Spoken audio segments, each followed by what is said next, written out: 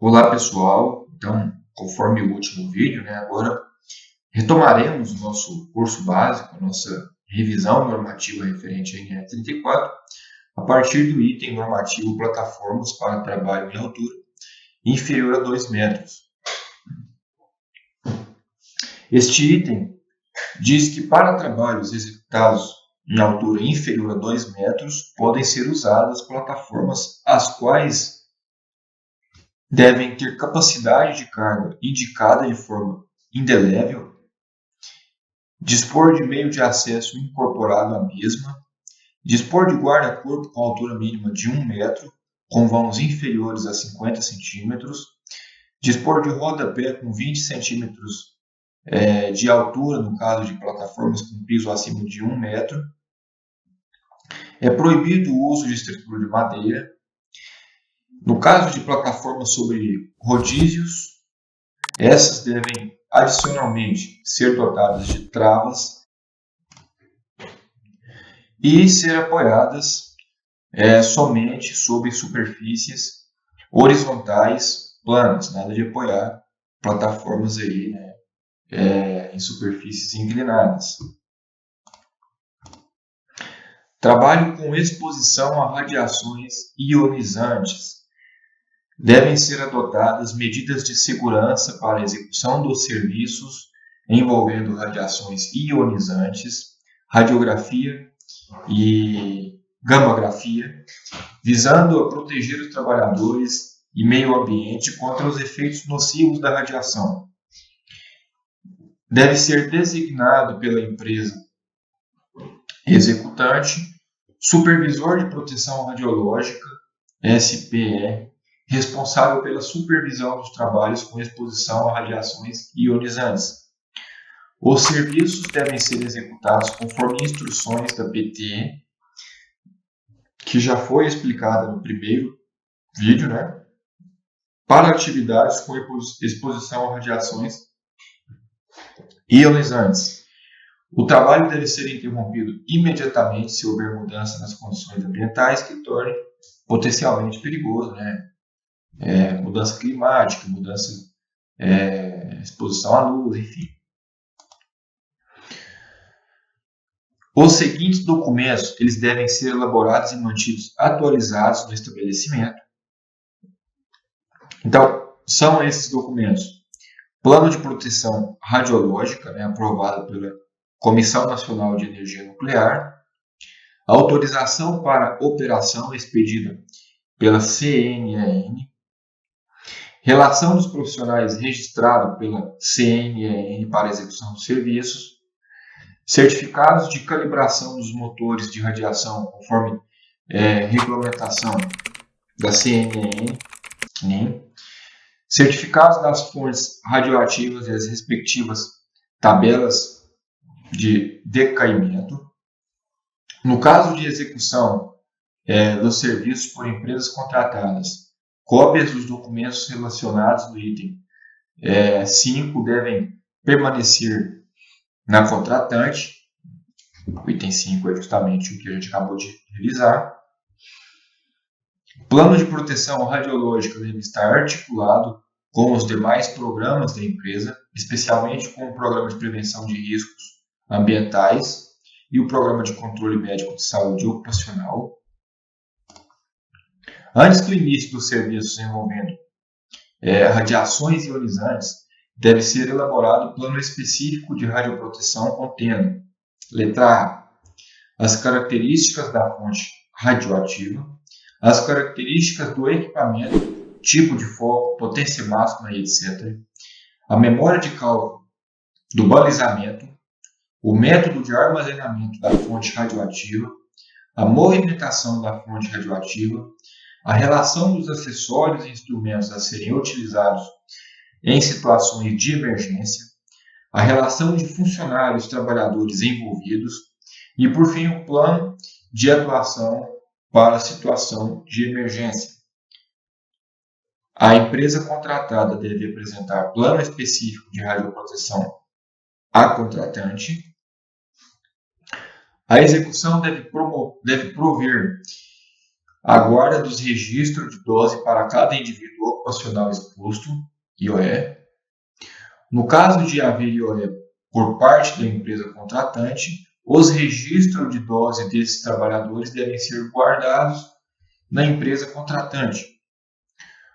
Os registros devem ser preservados até os IOE atingir a idade de 75 anos e pelo menos por 30 anos após o término de sua ocupação, mesmo que já tenham falecido. Devem ser aplicadas medidas preventivas de segurança nos serviços envolvendo radiações ionizantes. Antes da exposição da fonte de radiação, devem ser tomadas as seguintes providências: dotar o local onde é executado a radiografia e o gamografia do objeto de acesso e condições adequados, isolar a área controlada, sinalizando com placas de advertência contendo o símbolo internacional de radiação ionizante e providenciando iluminação de alerta e controle nos locais de acesso.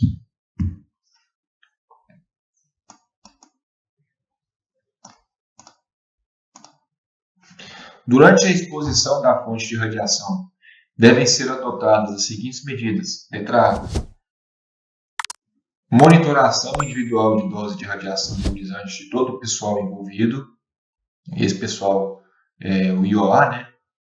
Por dispositivo de leitura direta e indireta, conforme o plano de proteção radiológica. Monitoração da área controlada quando do acionamento da fonte de radiação por meio de medidor portátil de radiação, por profissional registrado pelo CNEM e equipamento calibrado. As operações de transporte de material radioativo, elas devem ser acompanhadas de sua documentação específica, atendendo aos requisitos das normas técnicas nacionais vigentes, bem como as instruções e as recomendações do CNEM e dos recebedores ou fornecedores de fontes seladas. As medidas estabelecidas no plano de emergência do Programa de Proteção Respiratória da executante deve ser informada à empresa contratante. A executante deve informar imediatamente a empresa contratada qualquer situação de emergência.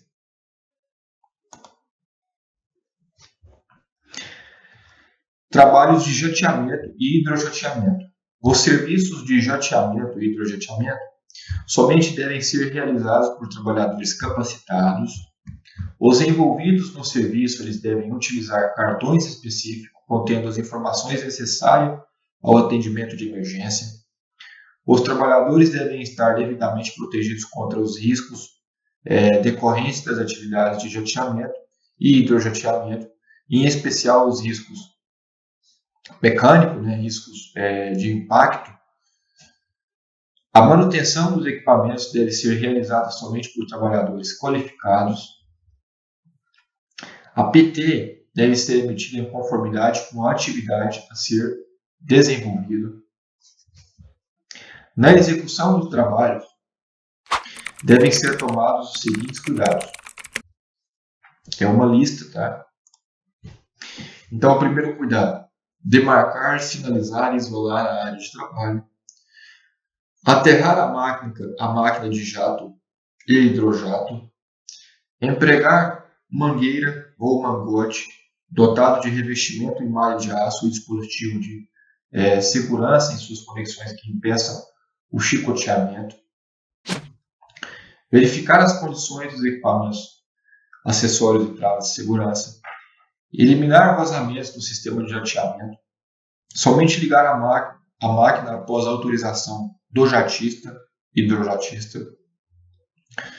Operar o equipamento conforme recomendações do fabricante, proibindo pressões operacionais superiores às especificações. Olá, peço desculpas por interromper sua aula por um breve momento, mas tenho algo importante e vantajoso para compartilhar com você.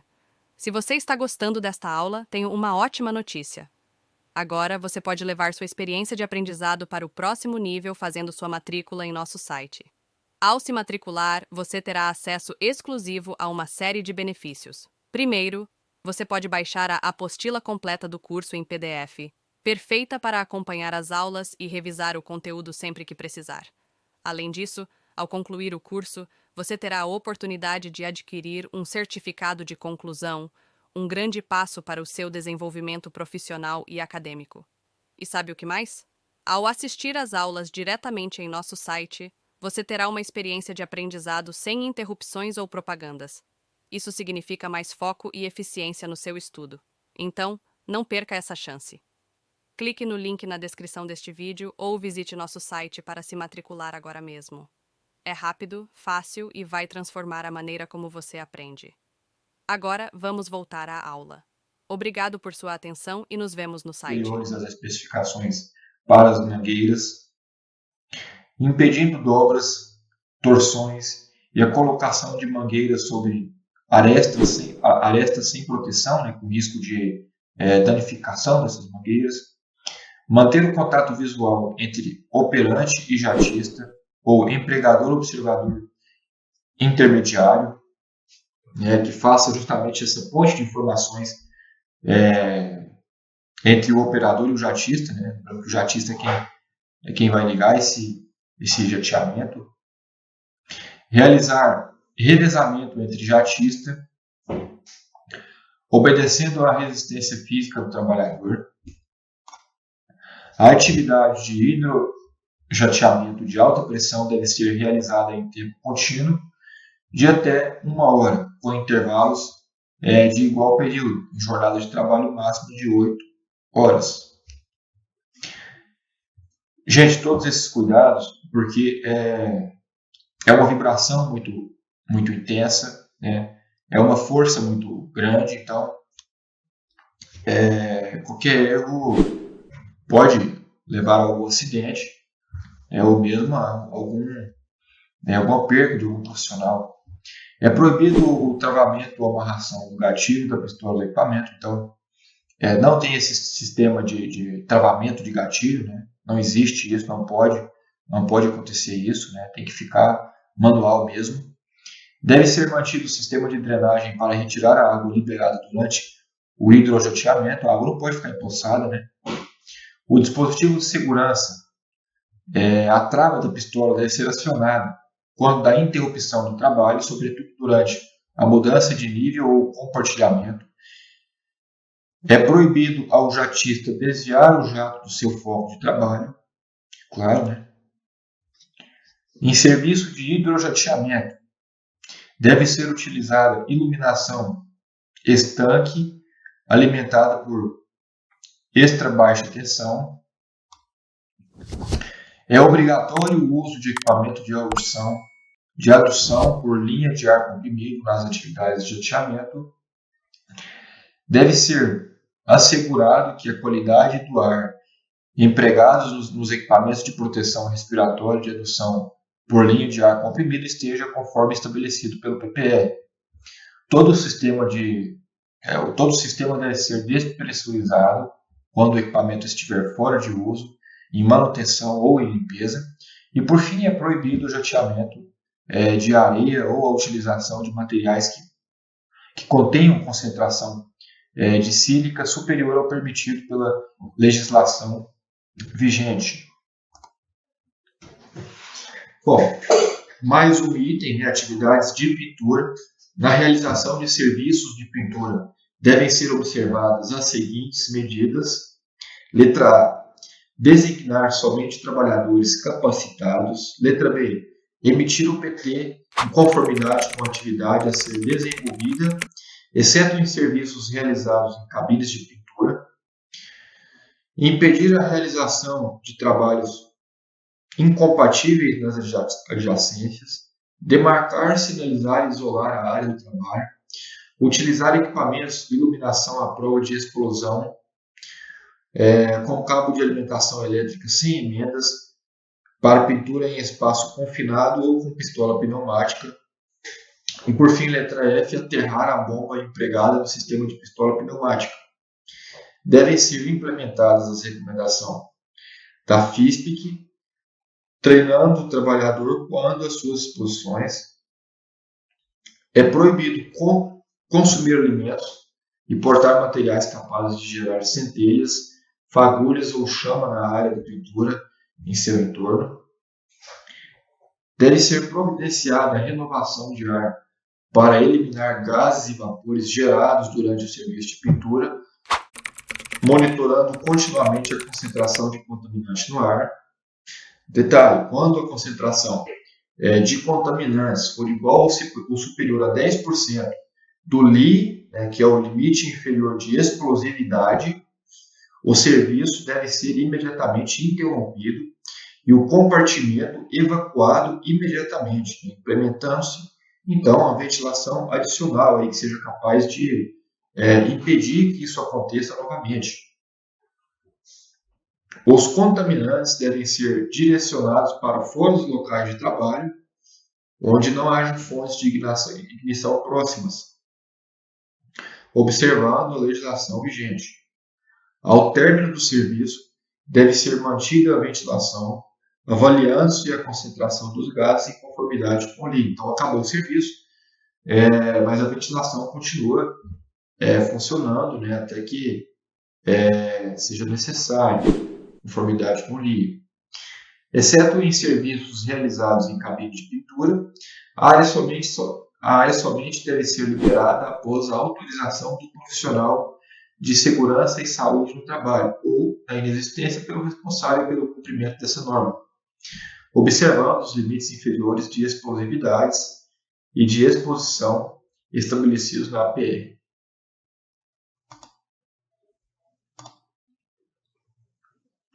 As tintas devem ser preparadas em locais ventilados, pré-estabelecido pela PT e delimitado por dique de contenção. No local do serviço, deve ser disposta a quantidade de tinta necessária à utilização imediata, então só a dosagem certa. Os vasilhames contendo resíduos de tinta ou solventes devem ser armazenados em locais protegidos, ventilado e sinalizado. Os resíduos devem ser tratados, dispostos ou retirados dos limites do estabelecimento em conformidade com a legislação ambiental. Os quadros de alimentação elétricos devem ser instalados fora do espaço confinado, com distância mínima de 2 metros de sua entrada. Deve ser mantido o equipamento autônomo de proteção respiratória ou sistema de ar mandado disponível e de fácil acesso para situações emergenciais. Somente deve ser utilizada alimentação elétrica em extra baixa pressão. A bomba pneumática de pintura deve ser instalada fora do espaço confinado. Quanto à higiene e proteção do trabalhador, deve ser fornecido ao trabalhador armário individual duplo, de forma que os compartimentos estabeleçam rigorosamente o isolamento das roupas de uso comum e as de trabalho. Então, dentro desse armário individual duplo, porque de um lado tem que ficar isolado as roupas de trabalho, de outro, pessoal, não pode se misturar, não pode ter contato entre elas. A higienização e substituição de vestimentas de trabalho deve ser realizada diariamente, ou havendo impossibilidade, deve ser fornecido vestimenta de material descartável. Deve ser garantida a qualidade do ar empregado nos equipamentos de proteção respiratória, de adução por linha de ar comprimido, conforme estabelecido no PPE. Devem ser mantidos lava-olhos de emergência próximo ao local da pintura e disponibilizados chuveiros de emergência em locais definidos pela PR. Bom, então é isso. No próximo vídeo daremos continuidade ao nosso conteúdo programático referente à linha 34 a partir do item movimentação de cargas. Até lá! E aí, tudo bem? Estou passando apenas para deixar um recado bem rápido para você que acabou de ver essa aula e que gostaria de assistir a todas as aulas desse curso. É bem fácil, basta você clicar no link que está na descrição deste vídeo ou acessar www.novacursos.com.br. Fazendo sua matrícula em nosso site, você terá acesso a todas as aulas desse curso e mais centenas de outros cursos, além de poder fazer avaliação. E caso você queira, poderá estar adquirindo o certificado com um valor bem acessível. Esse foi o recado que eu queria dar. Aguardo sua matrícula. Até breve!